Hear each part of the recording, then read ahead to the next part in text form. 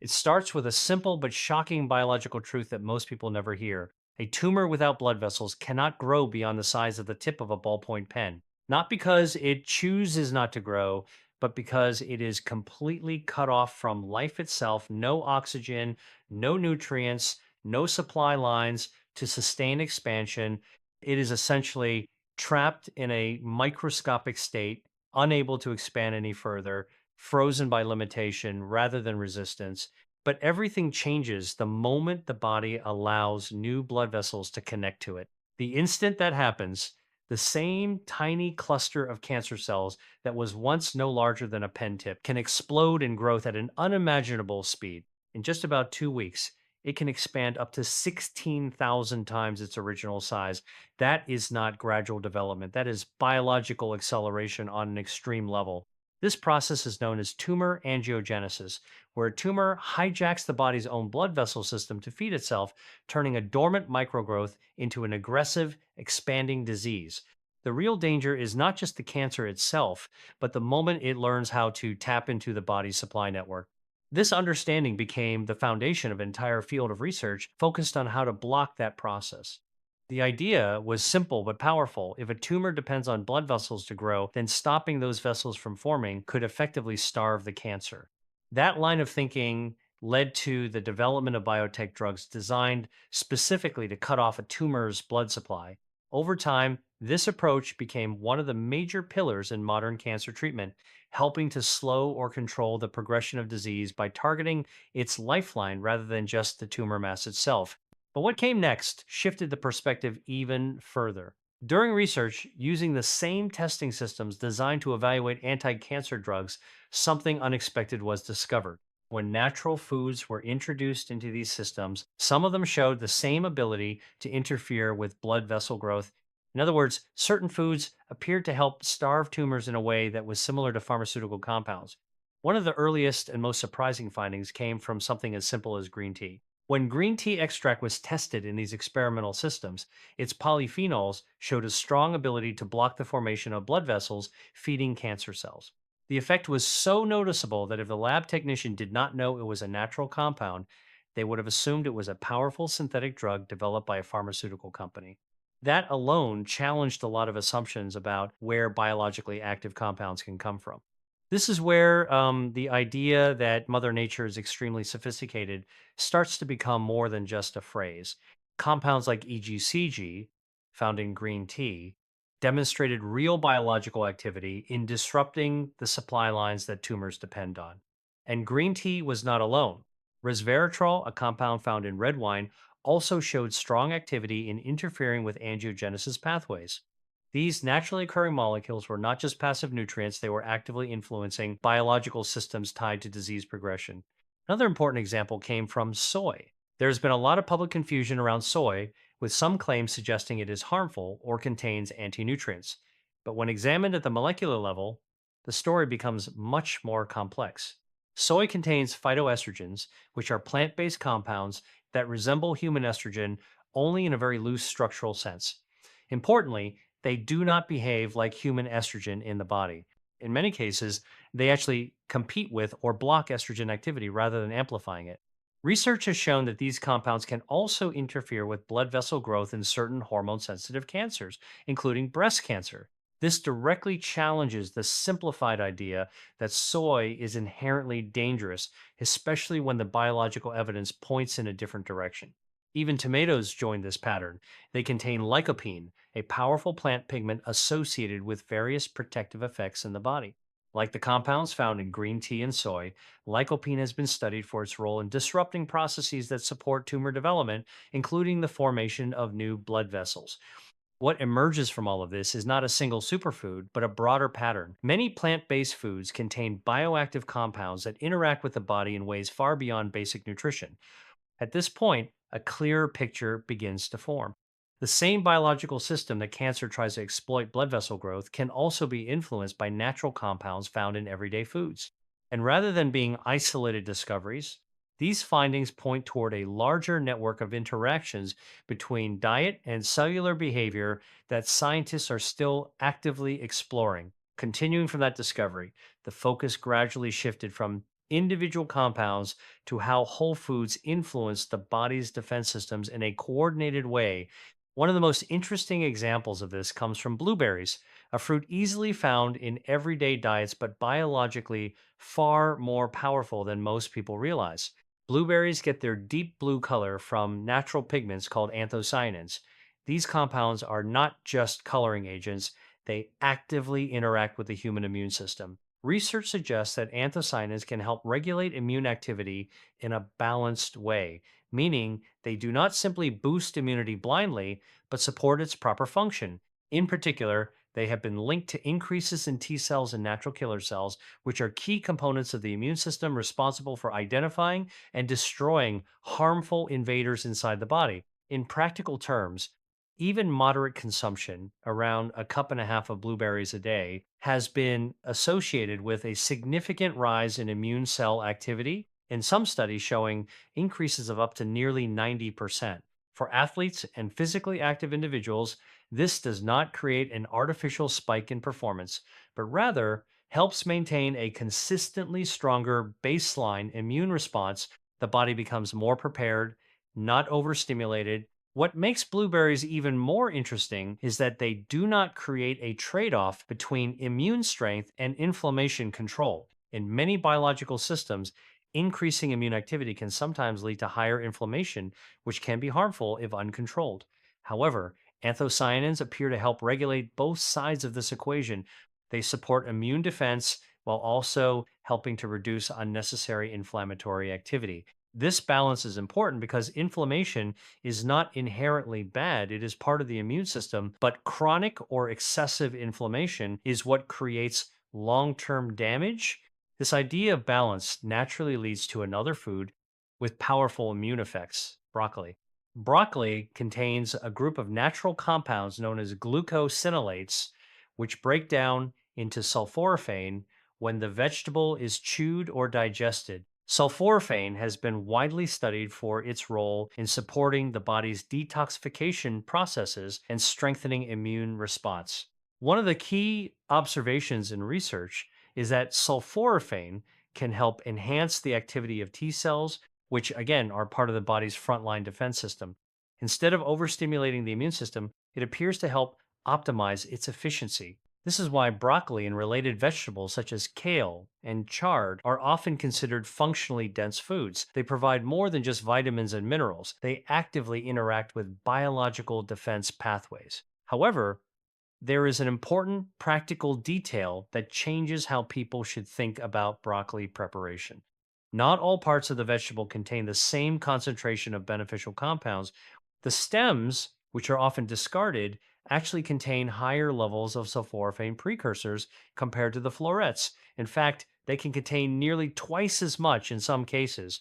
This means that throwing away the stems is essentially removing a significant portion of the beneficial chemistry. Instead of wasting them, the stems can be used in different ways: blended into soups, added to stocks, or incorporated into cooked dishes. When prepared properly, they contribute both nutrition and functional bioactivity.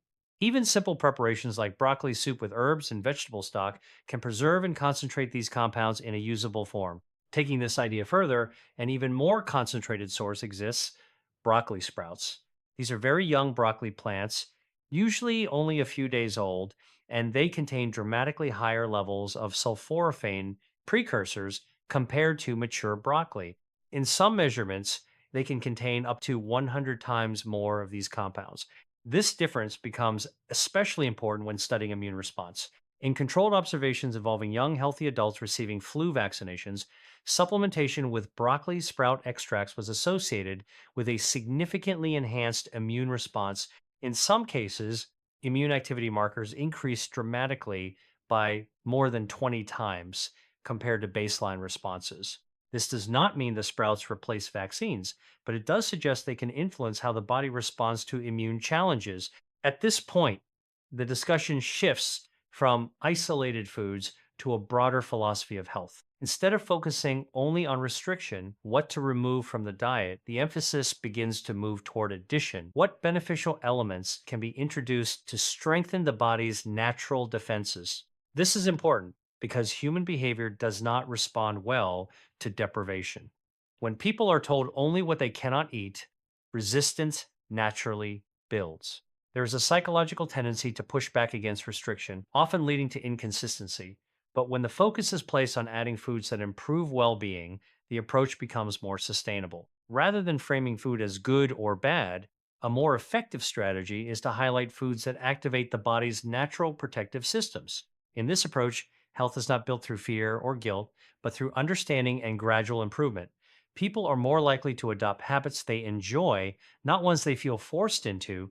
This idea extends into a larger framework where the goal is to strengthen multiple systems in the body at once, including immune function, cellular protection, and gut health. Instead of living in constant restriction, the focus becomes building resilience so that occasional dietary imperfections do not lead to long term damage because the body's internal defenses are strong enough to handle them. From here, the discussion naturally moves toward another simple but powerful fruit that connects nutrition, genetics, and gut health in a surprising way: kiwi. Kiwi becomes an important example of how a simple, everyday fruit can influence multiple systems in the body at once, often in ways people do not expect. At first glance, it is just a small, fuzzy fruit with a bright green interior and a mildly sweet, slightly tangy taste. But beneath that simple appearance, it carries a combination of nutrients and bioactive compounds that interact with fundamental biological processes. One of the most well documented benefits of kiwi is its high vitamin C content. Vitamin C is a strong antioxidant, meaning it helps protect cells from oxidative stress. Oxidative stress is one of the mechanisms that can damage DNA over time, contributing to aging and disease development. By reducing this stress, vitamin C plays a role in preserving the integrity of genetic material inside cells. Kiwi, being rich in this nutrient, contributes directly to this protective effect. Research has shown that consistent kiwi consumption can have measurable effects on DNA stability. For example, eating just one kiwi per day has been associated with a significant reduction in DNA damage, up to around 60% in some observations. Even more interesting is the idea that regular intake may also support the body's ability to repair damaged DNA. In other words, it is not only protecting cells from harm, but also supporting recovery processes that maintain cellular health. This makes kiwi more than just a source of vitamins. It becomes part of a system that helps safeguard the most basic biological blueprint of the human body. DNA is essentially the instruction manual for every cell, and protecting it is one of the most important aspects of long term health. Beyond this genetic protection, kiwi also plays a major role in gut health. It contains a significant amount of dietary fiber, which acts as food for the beneficial bacteria in the digestive system. This is why kiwi is often described as a prebiotic food. Prebiotics are not bacteria themselves, but substances that feed and support the growth of healthy microbial populations in the gut. The gut microbiome is now understood to be deeply connected to overall health, influencing digestion, immunity, and even inflammation levels. When the balance of gut bacteria shifts in a positive direction, it can affect the entire body systemically. Studies have shown that even short term consumption of kiwi can begin to shift the microbiome toward more beneficial bacterial species.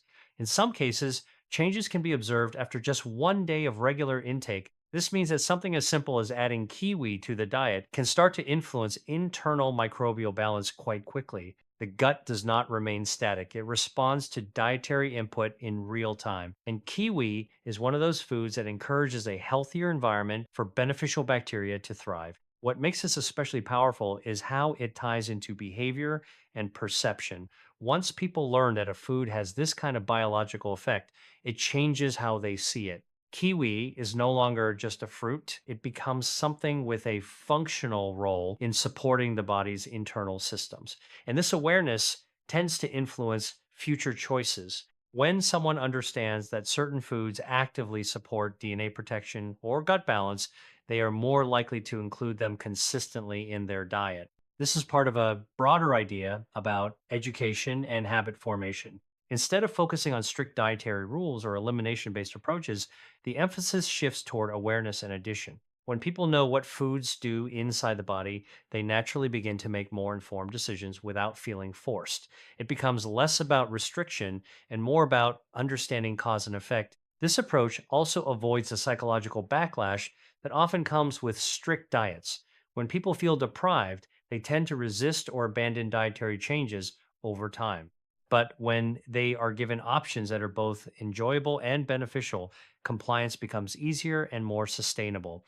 It allows individuals to feel in control of their choices rather than controlled by external rules.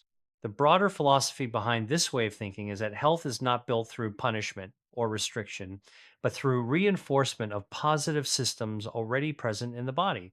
The immune system, gut microbiome, DNA repair mechanisms, and metabolic pathways are all constantly active. The goal is not to override them, but to support and strengthen them through consistent input of beneficial nutrients. From this perspective, foods like kiwi, broccoli, blueberries, green tea, tomatoes, and others are not isolated superfoods, but parts of a larger network of natural compounds that interact with human biology in meaningful ways. Each one contributes differently. Some support immunity, others influence inflammation, some protect genetic material, and others shape the microbiome. When viewed together, a clearer picture emerges.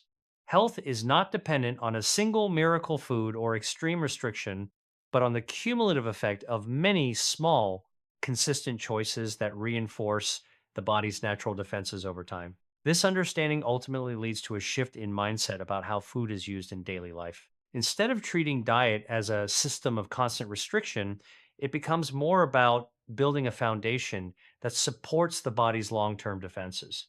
The focus is not on perfection, but on consistency and balance. At the center of this approach are five key biological defense systems in the body. These include angiogenesis control, which regulates blood vessel growth, stem cell function, which supports repair and regeneration, the microbiome, which influences digestion and immunity, DNA protection and repair, which safeguards genetic stability, and the immune system itself, which defends against external threats.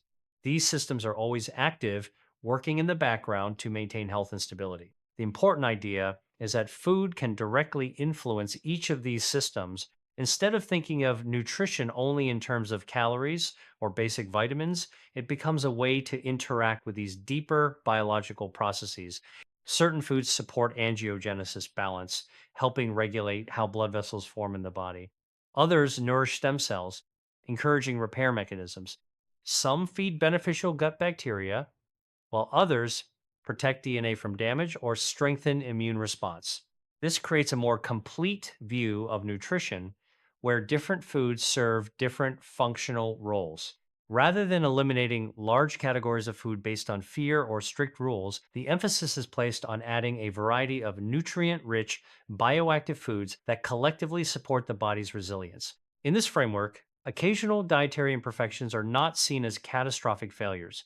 Instead, they are understood as normal parts of life. The body is designed with built in protective systems that can handle variation, especially when those systems are consistently supported over time. If someone occasionally eats something less healthy, it does not define their overall health status as long as the broader dietary pattern is supportive and balanced. This approach also changes the emotional relationship people have with food. When individuals constantly focus on restriction, guilt, or fear, food becomes a source of stress. But when the focus shifts toward adding beneficial foods and understanding their effects, food becomes a tool for empowerment. People can enjoy what they eat while also knowing that their choices are contributing to long term well being. Another important part of this philosophy is sustainability. Highly restrictive diets often fail over time because they are difficult to maintain in real world situations. Social environments, cultural habits, and personal preferences all play a role in eating behavior. A system that only works under perfect conditions is not practical for most people. In contrast, a flexible approach that allows for both enjoyment and health supporting choices is more likely to be maintained over the long term. This is why education plays such a key role. When people understand why certain foods are beneficial, they are more likely to naturally incorporate them into their routine, Instead of being told what to avoid, they learn what to include. Over time, this builds a pattern where healthy choices become automatic rather than forced. Within this broader perspective, a wide range of foods over 200 inches, some systems of study have been identified as having positive effects on one or more of the body's defense mechanisms. These foods are not exotic or inaccessible. Many are common fruits, vegetables, herbs, and plant based ingredients that are already part of everyday diets. The key takeaway is not to memorize every food or follow rigid lists, but to develop an understanding that food can actively influence biological function. Once that understanding is in place, decision making becomes simpler and more intuitive. This also reinforces the idea that health is cumulative. It is built over time through repeated choices rather than single actions. One meal does not define a person's health, just as one healthy meal does not instantly transform it. What matters is the overall pattern that develops across days, weeks, and years. By focusing on strengthening the body's natural defense systems consistently, individuals create a kind of biological resilience. This resilience does not eliminate risk, but it improves the body's ability to respond, adapt, and recover. In the end, the message is not about strict control or fear based eating. It is about creating a sustainable, informed, and balanced relationship with food, one where enjoyment and health are not in conflict, but work together